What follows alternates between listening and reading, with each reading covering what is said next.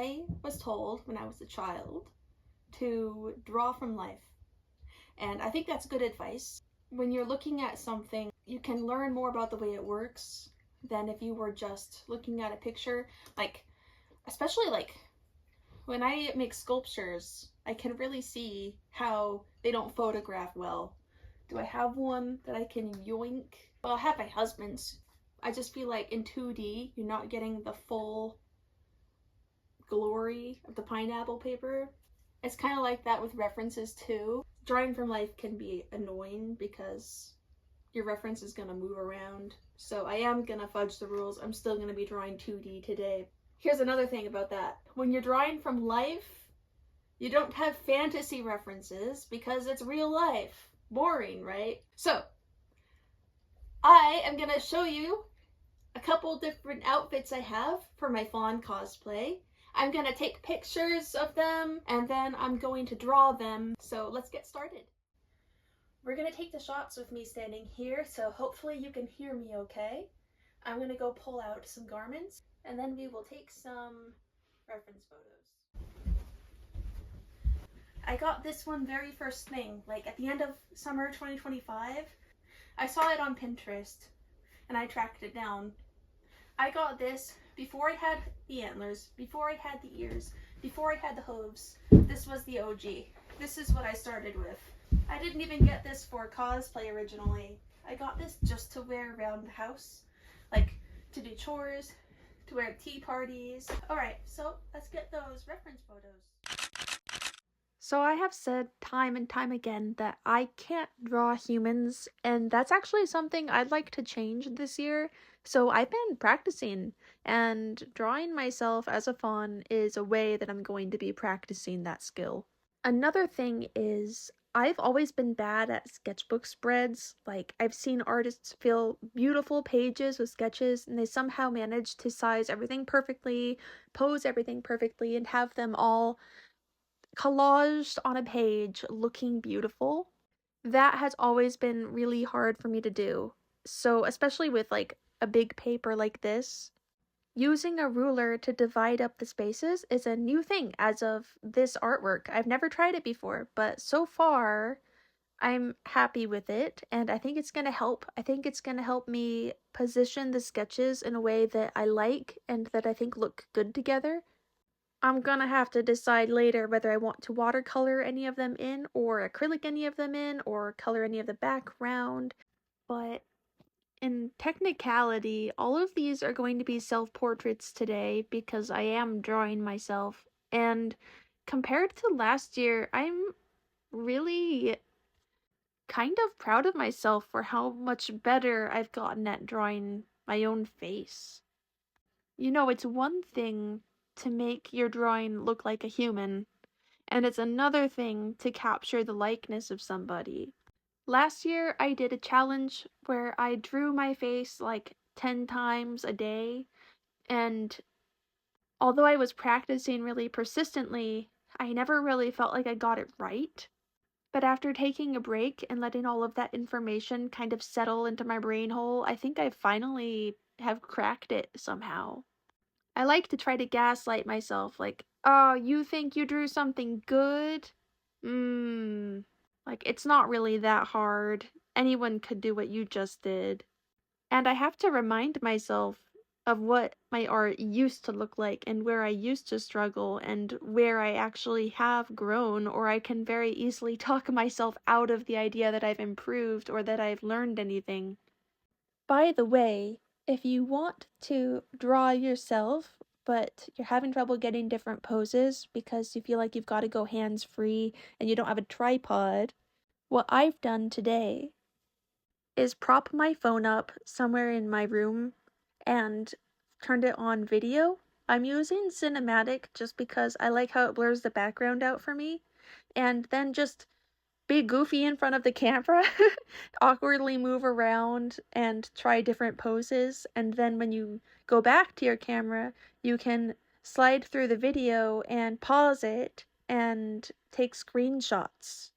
You're not going to get really crisp photos that way, but you will get a good enough photo to draw. So if you're trying to draw a character in a specific pose and you can't find a reference photo online, this is totally something I would recommend doing.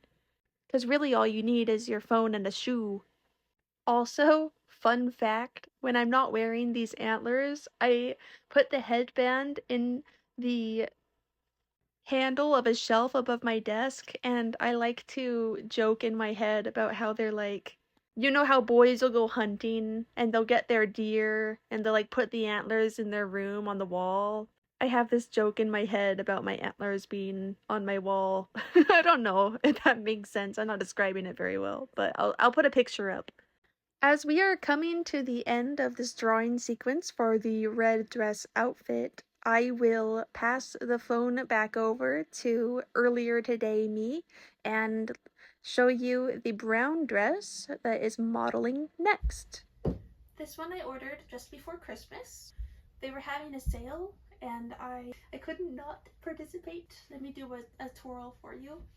Oh, I can't twirl my toes because, well, I have hooves on.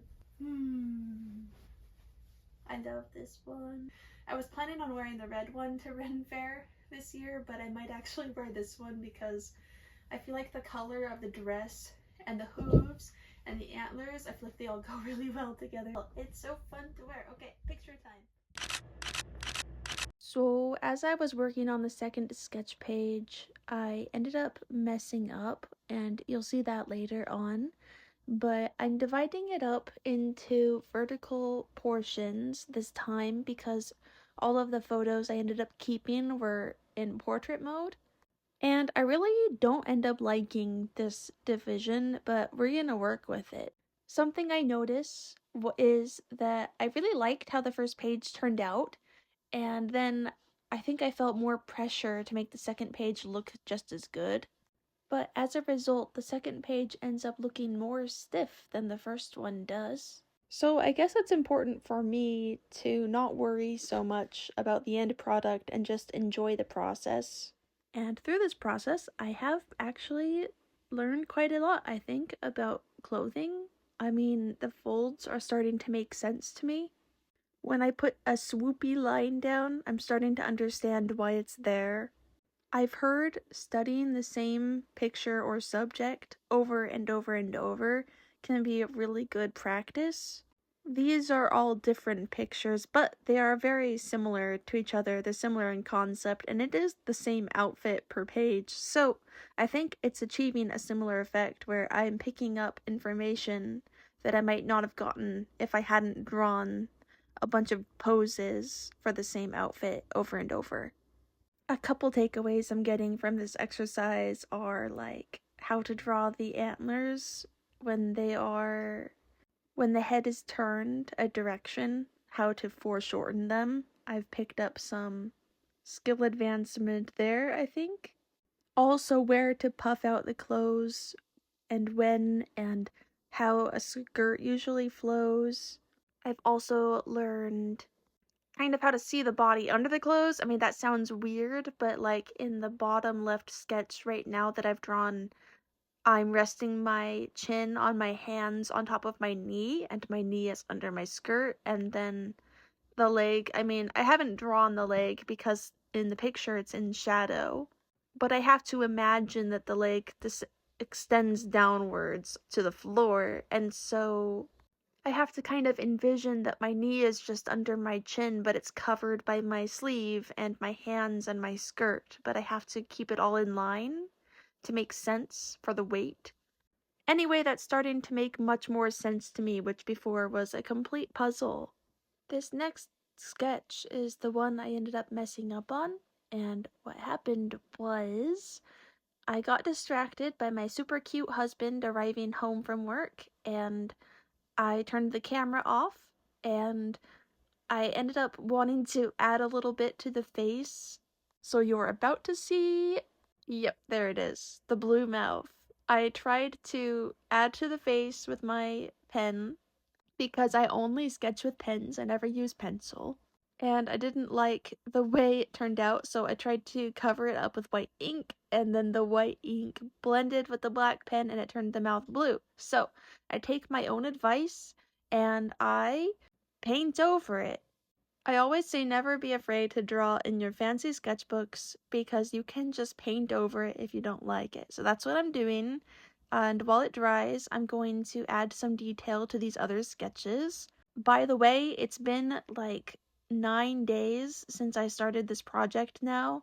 I have to wait my entire work week to work on videos because I work 10-hour days. And then it was my mother-in-law's 50th birthday, so we went wine tasting, and then I had to clean the RV the whole next day, so it's the following Monday, and let's get this finished.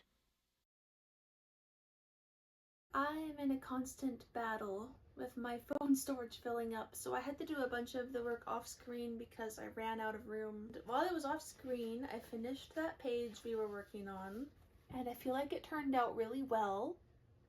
And while I was doing this page and I realized I was enjoying the details so much, I actually went back to the first page, and that'll reveal a lesson I learned. Well, I'm working on learning. It's the lesson of knowing when to stop, because I actually liked this page better before, but I went and watercolor and inked in some detail. I just don't think it looks very good. I think it's really messy. I need to learn when my art is finished. Sometimes I think a sketch looks better than a colored piece. I'm just disappointed with how the color looks on this one, but again, I'm pretty happy with this one. Here is a better view of that first page for those wanting it. Get a closer look.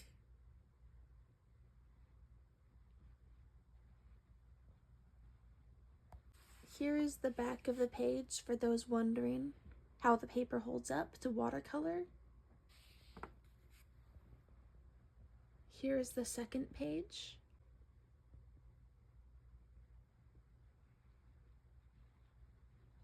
Here is how the page holds up for acrylic and ink, and you can see on the back the mistake that I covered up actually had bled through. Alright, enjoy your bloopers. But wait, there's more. This is good. Yeah. I don't want you to see my nips, so let me go put band-aids on real quick. Hello, internet! Let's be friends! Woo, woo, woo. I need to find you a higher place to sit. We're trying this again. Test footage. Yeah, I'm really playing with fire right now. If my phone falls, I'm not gonna have a phone for a while. There, I don't think it's possible for it to fall. Maybe I shouldn't say that out loud, though. I think this will work. Okay, listen. I think this is it. Oh, you're falling over. Testing. Do you sit? Oh, you do sit. Good sit. Hello. Today's video is going to be... Man, I can't keep this energy up. Am I still in Scream? How's this? It's not being used right now because it would ruin my audio. But hey, if enough people subscribe and I start making actual money, then we could get a mic. So, incentive, I guess.